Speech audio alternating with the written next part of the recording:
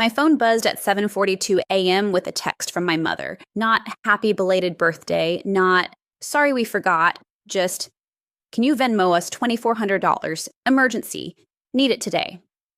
I stared at the screen, then at the untouched birthday cake I'd bought myself yesterday.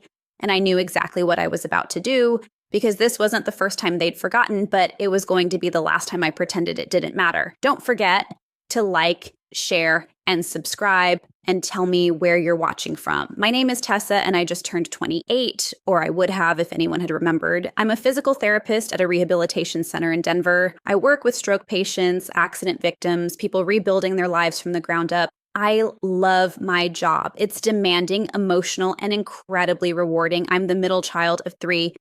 My older sister, Vanessa, is 31. She's a stay-at-home mom with twins. My younger brother, Caleb, is 24. He's in grad school studying architecture. Both of them are my parents' pride and joy. I'm the one they forget about.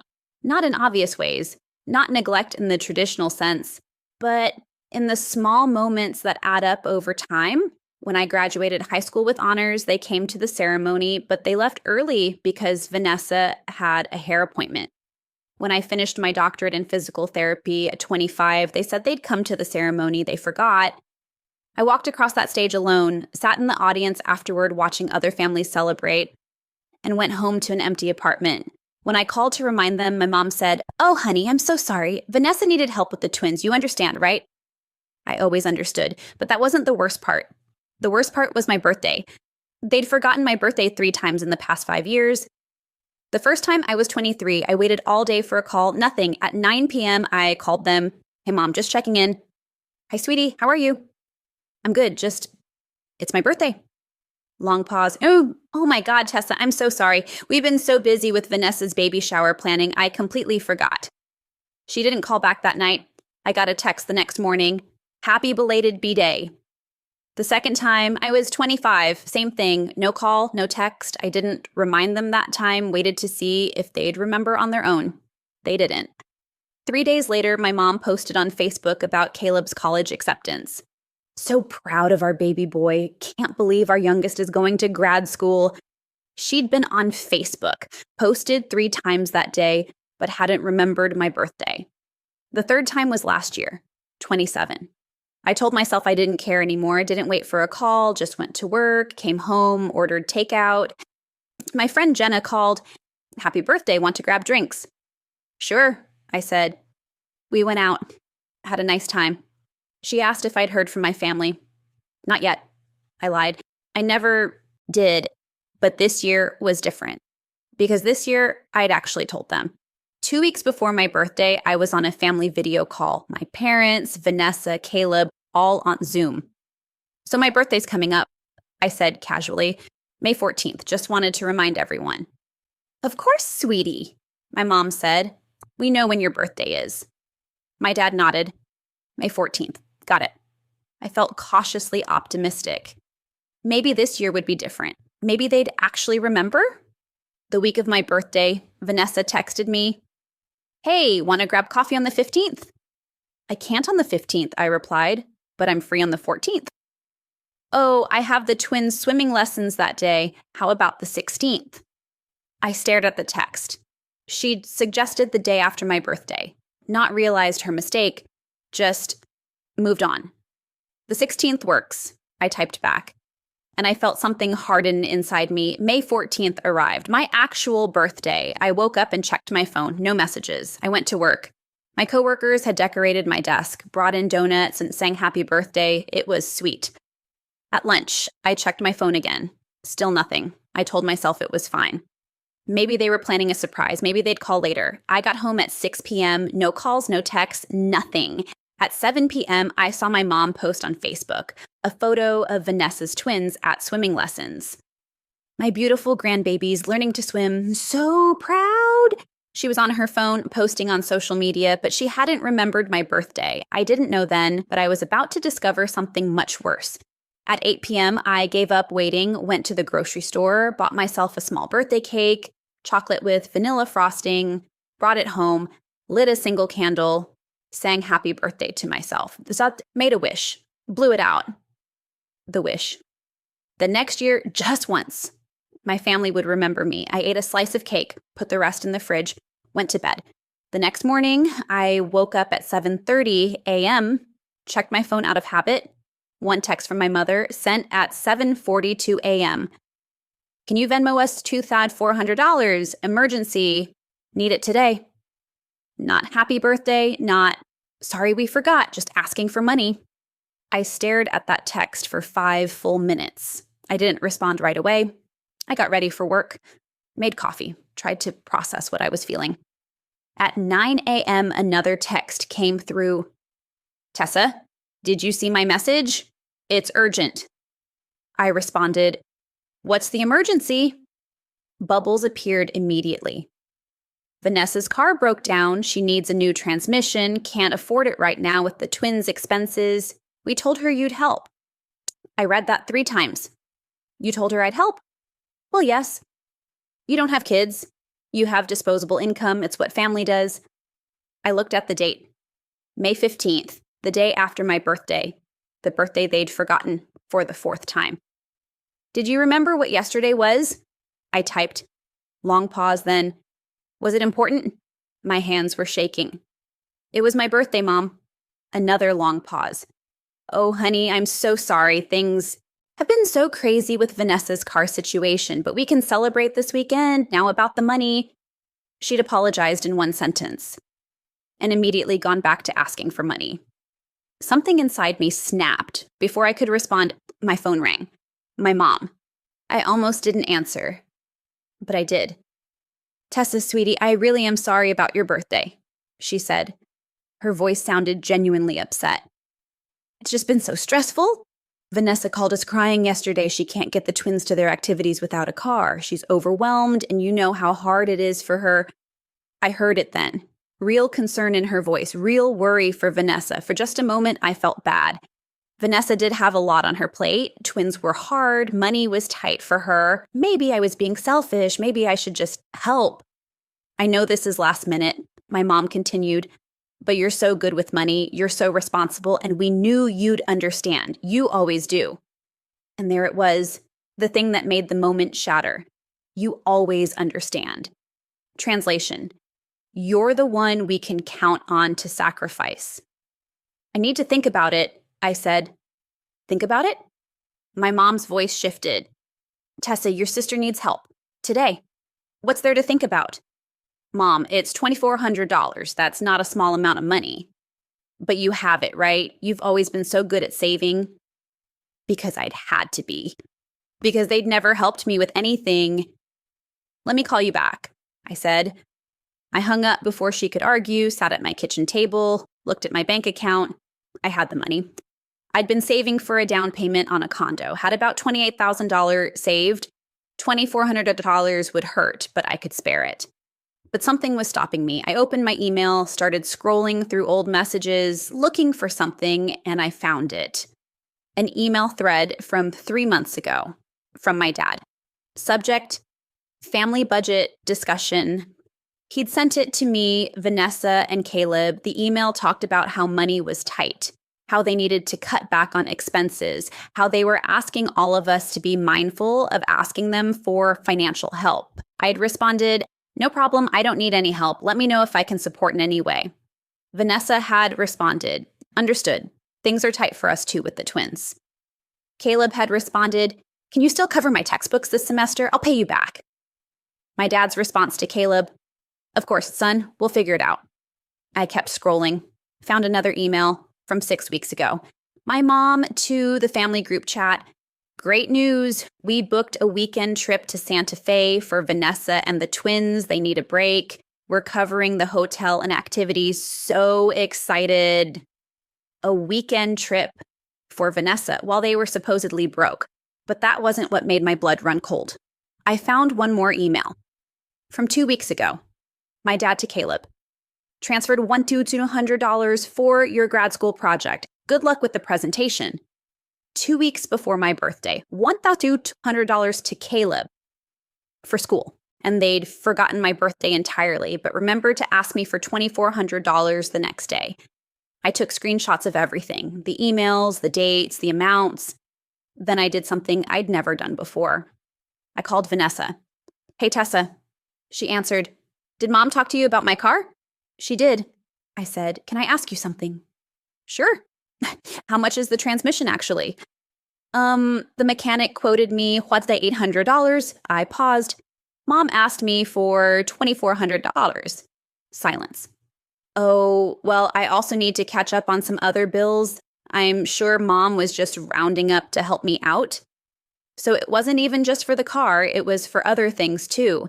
Things my parents had decided I should pay for without asking me. "Vanessa, did you know yesterday was my birthday?"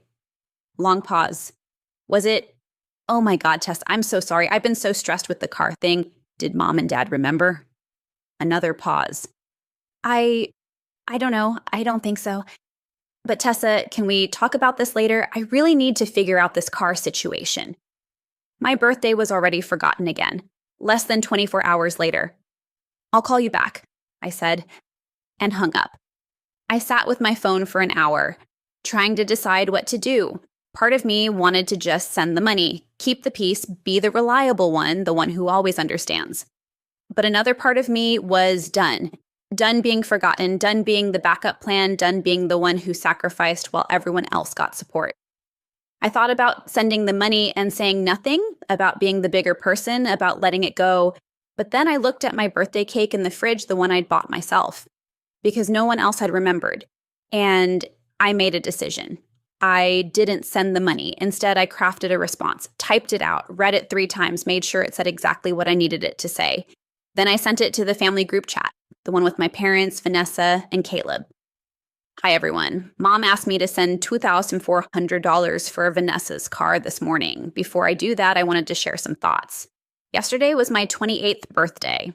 For the 4th time in 5 years, no one in this family remembered. Not a call, not a text, nothing. But this morning at 7:42 a.m., I got a text asking for $2,400. I have attached some screenshots in the past 3 months, and Dad sent Caleb $1,100 for school.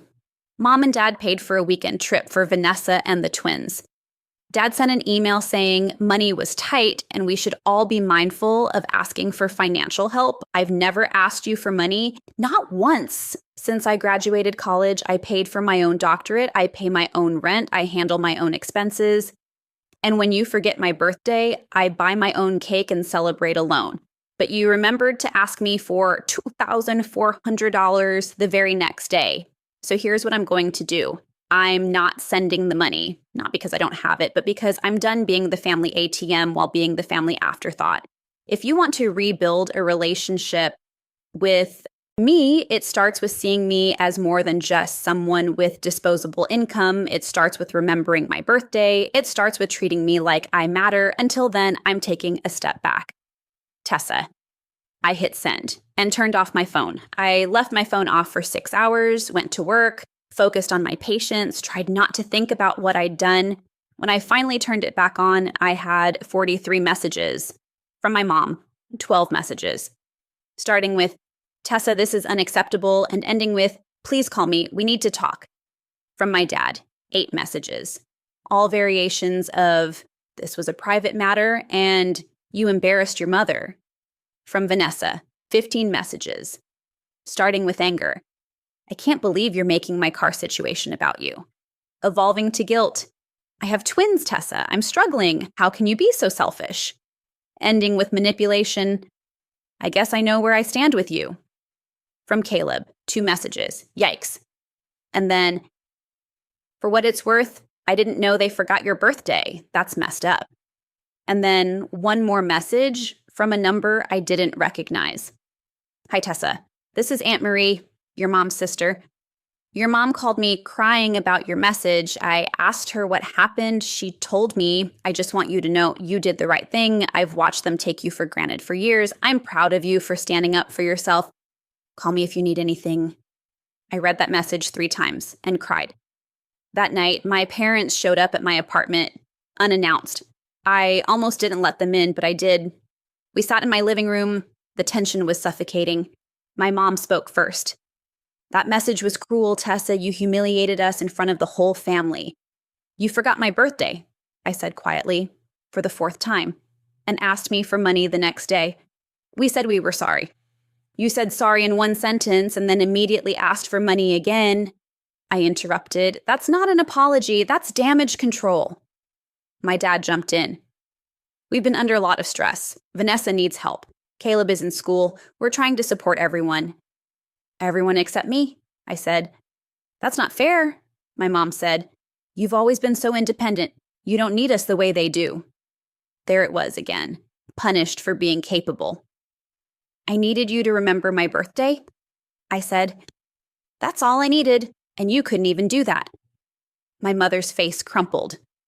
I'm a terrible mother, she whispered, and I felt a flash of guilt, but I pushed through it.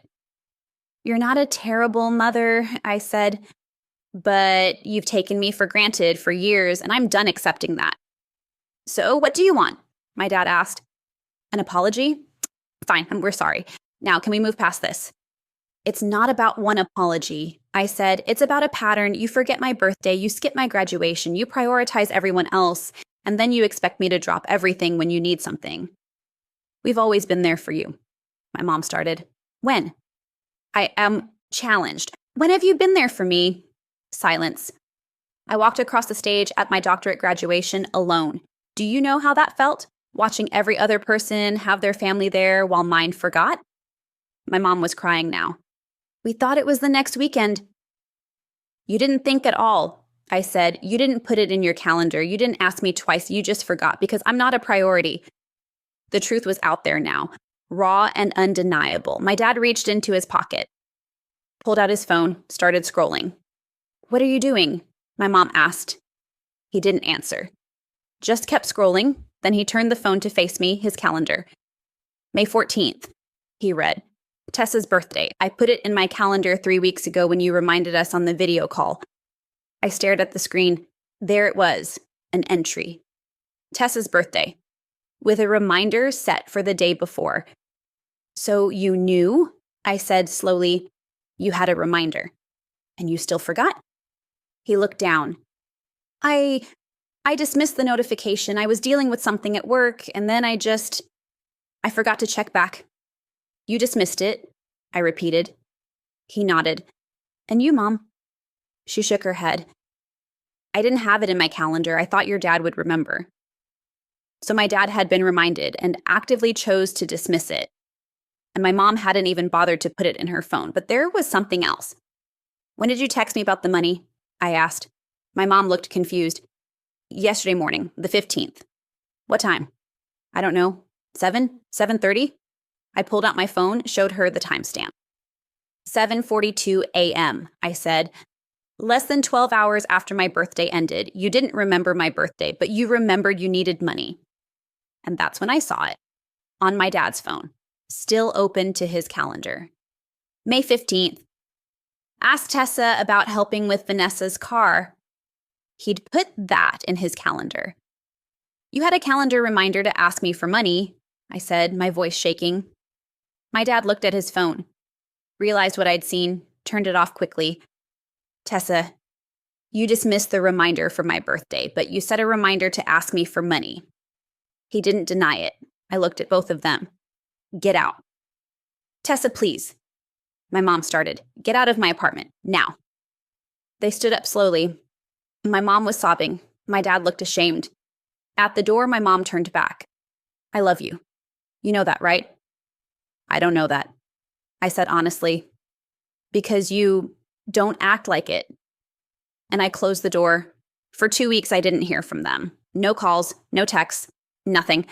Then I got an email from my mom. Subject, I'm sorry. The email was long, pages long. She talked about how she'd taken me for granted, how she'd gotten so caught up in Vanessa's needs and Caleb's needs that she'd stopped seeing mine, how she'd made assumptions about what I needed based on who I was rather than asking me. You were always so strong, she wrote, so capable. I thought that meant you didn't need me, but I was wrong. Everyone needs to feel seen, to feel remembered, to feel like they matter, and I failed you, repeatedly. She didn't ask for forgiveness, didn't ask me to call, just apologized. And at the end, I put your birthday in my calendar. with 3 reminders, 1 week before, 1 day before, 1 morning of, I will never forget again. That's a promise. Whether you're ready to talk to me or not, I will remember because you deserve to be remembered. I read that email 5 times, and I cried. A month later, Caleb called me. Hey, can we talk? About what? I asked. About what you said in the group chat. I waited. I've been thinking about it a lot, he said. About how they treat you versus how they treat me and Vanessa, and you're right, it's not fair. Okay. I'm going to stop taking money from them, he said. For school. For anything. I'm 24. I should be handling my own expenses. I was surprised. Caleb, you don't have to. I do, he said. Because watching them ask you for money while giving me money, that's messed up. And I was complicit in it by accepting it. He paused. I'm sorry I didn't say happy birthday. I should have remembered. Thanks, I said quietly. Are you going to forgive them? He asked. I don't know yet. That's fair. 2 months after my birthday, Vanessa called. I almost didn't answer, but I did. I owe you an apology, she said immediately. Okay. When you sent that message, I was so angry. I thought you were being selfish, that you were making my crisis about you. She took a breath. But I've been thinking, and I realized I didn't even know it was your birthday. I didn't remember, and that's inexcusable. I didn't respond. I've been so wrapped up in my own life and my own struggles that I stopped paying attention to you, she continued. And that's not okay. You're my sister. You deserve better. Thanks for saying that, I said. I'm not asking you to send the money, she said quickly. I figured out the car situation. Got a loan. It's fine. I just wanted you to know. I see you now, and I'm sorry it took you calling us all out for me to realize how badly we've treated you. We talked for an hour. Really talked. For the first time in years. 6 months later, it's November, Thanksgiving. I'm hosting at my apartment. It's small, cramped with 6 people, but it's mine. My parents are here, Vanessa and the twins, Caleb. We're all crammed around my dining table. Before we eat, my mom stands up. I want to say something. Everyone goes quiet. 6 months ago, Tessa sent a message that made me realize I'd been a terrible mother to her. Not terrible in the ways we typically think of, but terrible in the ways that matter. I'd taken her for granted, forgotten her achievements, dismissed her needs, and forgotten her birthday multiple times. She looked at me. I'm sorry. I've said it before, but I'll say it as many times as you need to hear it. You deserved better, and I'm working every day to be better. She pulled something out of her purse. A small wrapped box. Handed it to me. This is 6 months late, she said, but I wanted you to have it. I opened it. Inside was a necklace. Simple. Beautiful. With a small pendant. It's your birthstone, she said. May 14th. I will never forget that date again. I put it on, and I felt something shift. Not complete forgiveness, but a beginning. After dinner, I found my dad in the kitchen, washing dishes. You don't have to do that, I said. I know, he said. I want to. We stood there in silence for a moment. I'm proud of you, he said suddenly, for standing up for yourself, for demanding better. I should have told you that 6 months ago, but I'm telling you now. Thanks, Dad. You were right, he said. We took you for granted because you were strong. But strength doesn't mean you don't need love. It doesn't mean you don't deserve to be celebrated. He looked at me. You are celebrated by your patients, by your friends, by people who see how incredible you are. I'm sorry it took me so long to see it too. And I hugged him for the first time in years, really hugged him. Later that night, after everyone left, I sat on my couch, looked at the necklace around my neck, thought about the birthday cake I'd bought myself 6 months ago. I'd eaten it alone. Blown out a candle alone, made a wish that my family would remember me, and they had, not in the way I expected, not because they magically became better, but because I demanded it. I stopped accepting being forgotten. I stopped making excuses for people who didn't prioritize me. I stopped being the person who always understands. And in doing that, I taught them how to treat me. My phone buzzed. A calendar notification. 6 months until Tessa's birthday, May 14th, I smiled. Because this time, I wouldn't have to remind them. This time, they'd remember. Not because they changed overnight, but because I'd shown them what happens when they don't. They forgot my birthday, but they'd never forget what I did next. And neither will I.